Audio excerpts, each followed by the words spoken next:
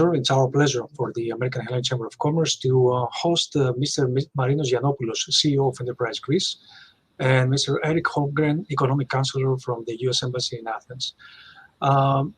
We will discuss about the Greece-U.S. trade relations at the moment that we all agree that at the highest level at this moment. And I will start the conversation. By the way, welcome, gentlemen. It's good to have you with us here. Thank you for being with us. And we have 20 minutes, and let's try to be short in our answers. I have prepared some questions for you, and I will start with the first question to Mr. Marinos Giannopoulos, CEO Enterprise Greece. What is the desired target set for the trade balance between Greece and the United States for the coming years? First of all, thank you for the invitation and the very informative expert forum USA you're conducting.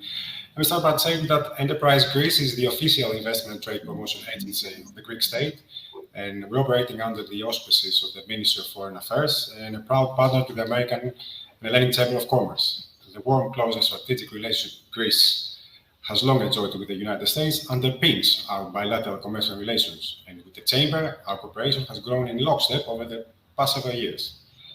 The US is a particularly valued trading partner and export market for Greek businesses. In the past several years, we have seen a sharp increase in Greek exports to America, especially of Greek food and beverage products.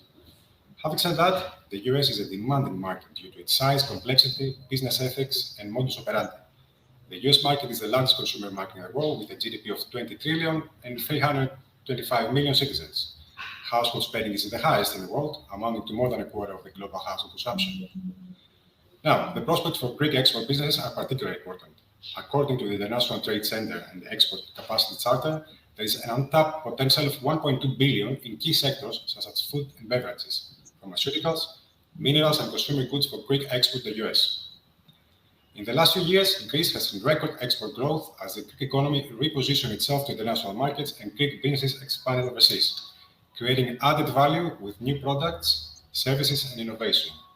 Greece is known for its excellent food products and wines, which have been gaining ground around the world and with popularity in the Mediterranean diet. Our target is to promote the other important export sectors, which include petroleum products and chemicals, building and construction materials, textiles and fashion and cosmetics.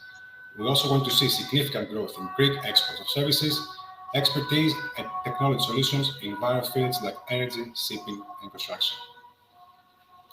Thank you, Mr. Giannopoulos. I will move now to my friend Erik Holmgren.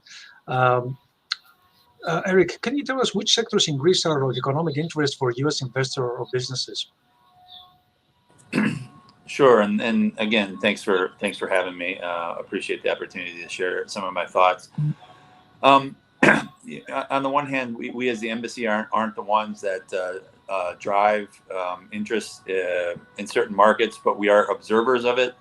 And obviously, we see tremendous interest in tech, given Microsoft, Google, Digital Realty, Meta, Amazon making significant investments in Greece. A thing we're watching closely is with the receipt of the RRF funds and the government's initiative to expand and improve infrastructure. There are a lot of interesting opportunities, rail tenders, logistics, infrastructure. U.S. firms are already involved in privatization of key assets such as Ciro Shipyard, Elefsina. There is additional American interest in project management. Hellenic is one such project. Stavros Niarchos Health Initiative is another. As some of these projects come online, there's more potential synergies between U.S. companies and Greek investments. ICT, of course, whether it's helping with digitization of public and private sector services, cybersecurity solutions.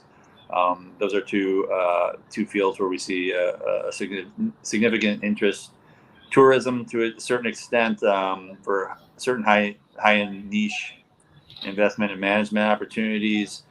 Healthcare, Pfizer is obviously here, but there are opportunities to provide innovative therapies and treatments, including clinical trials. This is of special interest to our ambassador, who has a history in the healthcare sector. And then finally, energy.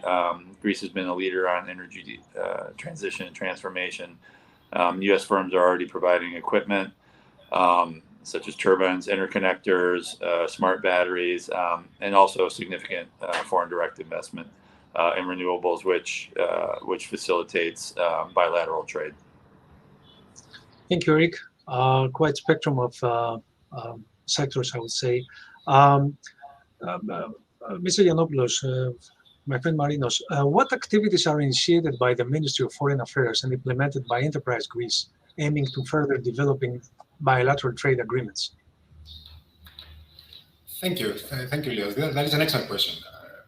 Based on the National Extraversion Plan that is created by the Ministry of Foreign Affairs and it's implemented together with Enterprise Greece, its aim is to strengthen the bilateral economic cooperation through the cooperation of joint interministerial committees, groups of labor, and other institutions of bilateral economic cooperation, official visits, contacts, and expansion of the framework for cooperation between ministries and the public bodies of Greece with counterparts abroad. As I mentioned before, the US is a particularly valued trading partner and export market for Greek businesses. Frequent contacts, exchanges of visits, and an extensive institutional framework contribute to the positive development of bilateral relations and enhance cooperation across a wide range of sectors, such as political, economic, commercial, business, and cultural ones. The strategic dialogue between Greece and the US is an outline of our bilateral cooperation that covers the sectors of regional cooperation, defense and security, law enforcement and counterterrorism, trade and investment, energy, and of course, people-to-people contacts. As Enterprise Greece, we have also signed a memorandum of strategic cooperation in 2020 with the American-Hellenic Chamber of Commerce. Our joint aim is to plan and implement a series of strategic activities to support Greek companies in becoming more competitive in the US market, as well as to attract US investments and business to Greece. Those efforts include everything from the technology sector to the defense industry, and have resulted in Silicon Valley seminars for Greek startups, Greek participation in the annual trade exhibition of the US Army, and in the annual Select USA Investment Summit. Finally, among the initiatives undertaken by our government to strengthen the country's defense and further develop the country's defense industry is the privatization of state-owned defense companies with an emphasis on exports and strategic agreements with key international partners like the US. For example, just recently, the Greek Parliament, with a large majority, ratified the amendments to the Mutual Defense Cooperation Agreement with the United States. Correct. Thank you, by the way, for referring to the MOU we signed last year. It enabled us to come up with joint activities, and there are a few more actually, next year that we are planning. Erik, the bilateral trade balance between US and Greece is low comparing with other countries in Europe. What, to your opinion, are the reasons for this? Well, to be completely blunt, I think it's math. I think it's geography and a bit of history. Greece is a small country at a long distance away from the United States. Our economies are not as integrated nearly as much as some relations with U.S. and Northern European neighbors. And then there's a lack of a bit of a market in the U.S. for Greek goods historically, outside sort of the Greek diaspora. I think one challenge that we all face is for U.S. exporters as they're identifying markets and building brands and gaining general confidence that they will be treated fairly in a foreign market. Now, Greece has made tremendous strides, as we all know, and kudos to AmCham for being a local champion of necessary reforms in Greece. But there's still that perception of Greece as a difficult place to do business. The bureaucracy is a challenge, as is the judiciary. So if you're an average small-scale U.S. investor or exporter, these are some of the issues that play a factor into your decisions as to where you're trying to develop markets. As Marinos said, the same is true in the opposite. I think for some of the smaller scale Greek investors, navigating the U.S. system and the U.S. market can be particularly daunting. And I think that's where we all play a role and have been playing a role in to try to demystify some of the perceptions on both sides of the Atlantic, and also as the Greek government is doing is trying to find ways to bring Greek producers together in a kind of a larger cooperation or coalition to be able to better bear costs and create a bit of an economy of scale to better market their products in the United States. Well, thank you, Erik. Marinos, can you give us a picture of the projects for investments that you have in the portfolio of Enterprise Greece? Which sectors do they cover, and in what percentage, let's say? Thank you, and thank you, Erik, for putting the perspective, from the field, the investments. Greece is an investment destination that offers a highly compelling advantage in the key sectors such as tourism, of course, energy, food, and agriculture, logistics, ICT, and environmental management. Exports and tourism are booming. We are the success stories, right? Privatizations are gathering pace, and Greece continues to offer its timeless comparative advantages. Greece, as it was mentioned yesterday from the Prime Minister in the round table, is one of the top world's tourism, and its target is to become #1. So Greece has attractive asset prices and growing foreign demand for Greek real estate. It's an emerging energy hub for Southeast Europe, with new oil and gas projects coming online and strong capacity for renewable energy production. From startups to research centers of global ICT giants, Greece's high-tech sector is developing rapidly with its highly skilled professionals at competitive rates. With a high per capita ratio of doctors and established presence by all major pharmaceutical companies, Greece's life science sector is a leader in exports and R&D. Multi-billion euro investments in transport infrastructure and a strong tradition in shipping, Greece is becoming a major logistics hub for Europe, Asia, and Africa. Let me give you some examples of investments that are taking place right now or have materialized the last couple of years. Let me start by mentioning indicative investments from America in hospitality real estates. One is High Capital, which has significant activity in our country in the field of logistics, with planned investments of over 200 million euros in this sector. Another one is Heinz. It has a portfolio of over 1 billion euros in Greece, and the flagship investment for Heinz is a property that houses the Grand-Hyatt Hotel on Gr-U Avenue, as you know, which is currently being expanded.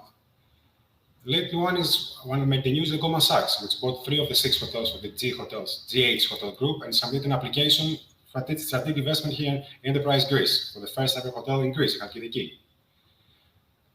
Another one is Blackstone Real Estate Partners, which started with the acquisition of 5 hotel units in Greece and continues to heap and invest additional capital to renovate or positions the hotel market. Of course, the development that exists in data centers is also noteworthy, where Greece is steadily developing into one of the most important hubs for handling and storing data.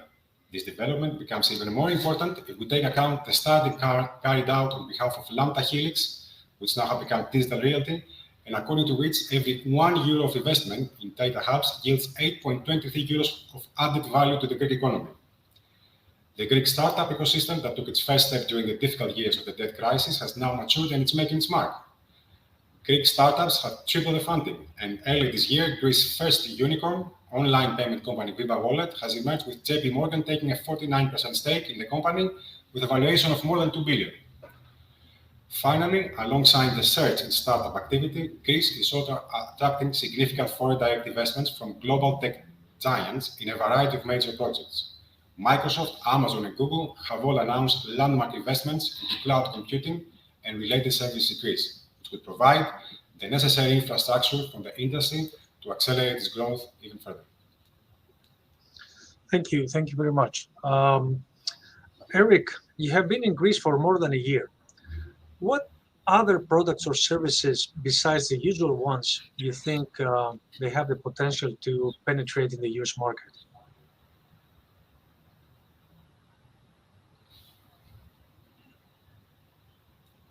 I think you are mute. There we go. To be honest, we're less concerned with the what and more concerned with working to ensure we pursue the policy changes necessary to facilitate trade and investment between our countries. I think it's really up to the players in the market to determine where the opportunities are. That said, we've seen Hellenic Cables working with Ørsted to develop offshore wind in the United States and is investing $400 million in a plant in Baltimore. Is that something I would have expected before coming to Greece? Not a chance. But it just tells you that opportunities exist across the board. Obviously, I think let me take a an example of Chile. It's roughly the same GDP per capita as Greece. It has about a 10 to 12 times larger trade relationship with the United States. Now, some of that's based on geography, some of that's based on some other things. But what Chile did was really invest time, effort, and some brain power into figuring out how they can best enter the U.S. market, market their products, and they've been tremendously successful. And we're starting to see some of that with Greece. I think the tourist boom of Americans coming to Greece really helps as far as what we were talking about, high-end agricultural products. The average American doesn't have a familiarity with Greek wines and varietals or certain Greek products. They come to Greece, then it's not just selling products to sort of Greek restaurants and the diaspora, but you have this whole new target market who's got some familiarity with Greek products and are going to be a lot more willing to buy them in the States after they've had a nice vacation here. So what we see from our end is a lot of strands of what's happening in Greece and the economy, and what the Greek government is focusing on is all targeted towards bringing in or to increasing trade. And my last point is we have some really serious companies investing in Greece, not because they had a nice time on vacation. We have Microsoft, Pfizer, Meta. All these companies are investing in Greece because it's a good place to invest. And with increased investment comes increased trade. That's just a no-brainer. So we're really positive, I think, on where the relationship is, and even more positive on where the relationship is going. And then again, that's a real credit to the AmCham and then counterparts in Enterprise Greek and the MFA, who have really been the ones driving these efforts. Thank you, Erik. And I will close with one last question to Marinos, and maybe perhaps also Erik, you can step in on this one. We all are familiar with the Select USA program that was established actually, I think, 7 or 8 years ago. Do you think a similar program or a similar event can be held here in Greece, Marinos, in order, to having an annual institutional event that would attract investors? And not only, speaking about Greece, but Greece is a hub for a wider region of more inhabitants than 10 million, let's say 40 million, taking into account also the surrounding countries. What do you think about this? That's an excellent question. Of course, the answer is yes. We are working closely with some of the other partners of bringing a big event here like that Select USA, and to kind of start and prepare the future of combining all this knowledge we share, with all the big companies that are coming through, because we have a high skilled workforce, obviously, to be able to work in these companies. So by bringing something like that here, we'll create another regional hub, as bringing all the knowledge that can be transferred from those big companies like Amazon, Google, as I mentioned before, and create an even greater investment destination that has more value for ICT and life science. I think that's something that can happen, and we're working towards that. Great. Yes, because I think it's a very good practice. I don't know what's your opinion about this, Erik. No, I think it's one of the things that, again, from my standpoint as a diplomat that has seen a lot of success your government has had bringing in FDI. It's been just this idea of selling Greece as something more than just a Greek market, but a market that extends to the Balkans, and even to a certain extent North Africa. Greece has got some tremendous advantages, and the message going out to U.S. investors and people, exporters, is that it's not just Greece. You have logistics, you have great geography, you have the ability to distribute goods, services, whatever, to a much larger population than you have. You have a well-educated workforce, relatively low labor costs within the EU. Greece is in the EU. Your reforms speak for themselves as far as the business climate. So I think it's a real success story. One of the things is governments and people are impatient. These things don't happen overnight, but I think the groundwork has been laid. and we've already seen a lot of examples of the dynamism here, the economic dynamism here in Greece, which is kind of a funny thing to say if you, again, nobody wants to talk about it, but if you think about what the perception was of Greece 10 years ago and what the reality is today in Greece, they're two completely different things. We totally agree with you. We've been around, for the last 10 years, and we know exactly the difference. Gentlemen, thank you very much for being with us. Mr. Marinos Giannopoulos, CEO of Enterprise Greece, Mr. Erik Holmgren, Economic Counselor of the U.S. Embassy. We really appreciate your presence here. Thank you. And I'll pass the floor now to my colleague, Dina.